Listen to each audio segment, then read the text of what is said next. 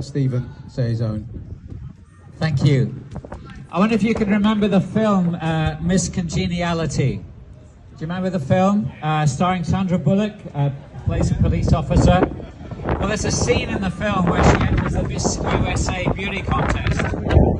Each contestant steps up to the microphone and they answer the question, what is the most important thing our society needs? And they each smile and give the same cliched answer, world peace. And the crowd goes wild. All except Sandra Bullock. She replies, harsher punishment for parole violators. And the crowd goes quiet. And then she realizes they don't share her enthusiasm for justice. So she adds, and world peace. And the crowd goes wild. Although the scene makes light of world peace, Sandra Bullock, who was actually the producer, makes a point. If we all believe in world peace, if we want world peace, why oh why is it so elusive? It's because people spell the word peace differently. Most people spell it P-I-E-C-E. They want a piece of the real estate. They want a piece of the action. That's why the prophet Isaiah warned, peace, peace, they say, when there is no peace. What is the peace that does not bring peace? It's the peace that calls for a temporary ceasefire in Gaza. It's the peace that will drop food supplies by parachute while supplying bombs to kill the same people. It's the peace that ignores the legal opinion which our government has received, which we know confirms Israel's committing genocide, but refuses to publish that legal opinion so they can continue to sell arms to Israel. It's the peace of our government which says it supports a two-state solution, but it will not recognize one of those two states, Palestine. The peace advocated by our government and the opposition is peace without justice. But peace without justice is appeasement with injustice. Peace without justice is complicity with injustice. That is the peace our politicians offer, and it is obscene. In Gaza, peace is an urgent, vital, not just need, but demand. Because there are people alive this afternoon in Gaza who will be dead by tonight. Or they will die tomorrow, or on Monday, or next week. Because our politicians don't spell peace correctly.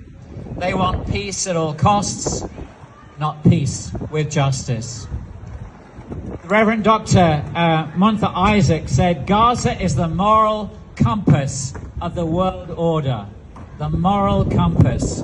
If the international community cannot or will not hold Israel accountable for genocide, then there is no hope for peace anywhere else in the world. What does a genuine peace look like in Palestine? Well, I shared some of these actions last time, and I make no apology for repeating them, because without them there will be no lasting peace, whether it's for Israelis or Palestinians.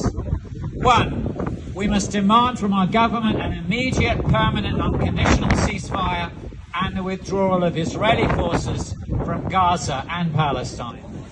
2, demand that UNRWA and humanitarian agencies are allowed unhindered access to provide sufficient supplies of food, water, medical supplies, tents, clothing.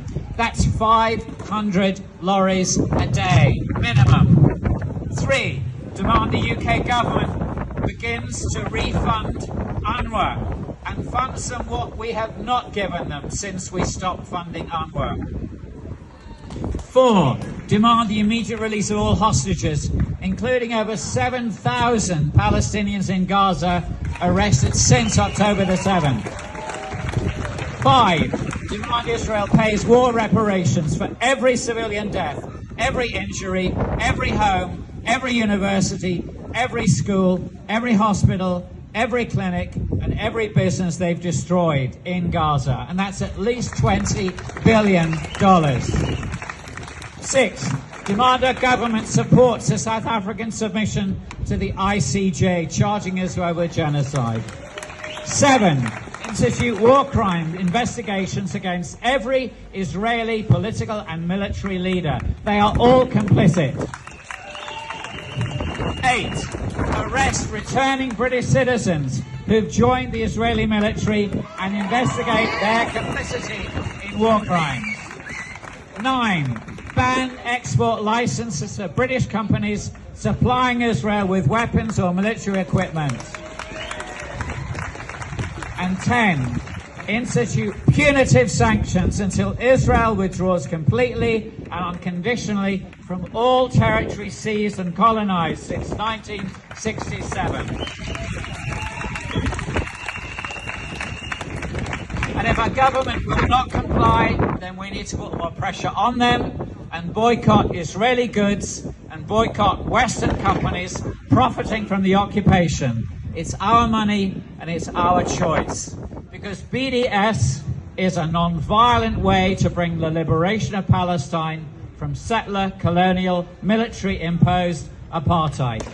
BDS worked in South Africa, and our South African sisters and brothers say it will work in Palestine too. If our political leaders will not yet take the necessary steps to achieve a just and lasting peace in Palestine, then replace them. Replace them at the elections. It's our responsibility as civil society to be the moral compass our sisters and brothers in Palestine so desperately need and deserve today. Thank you.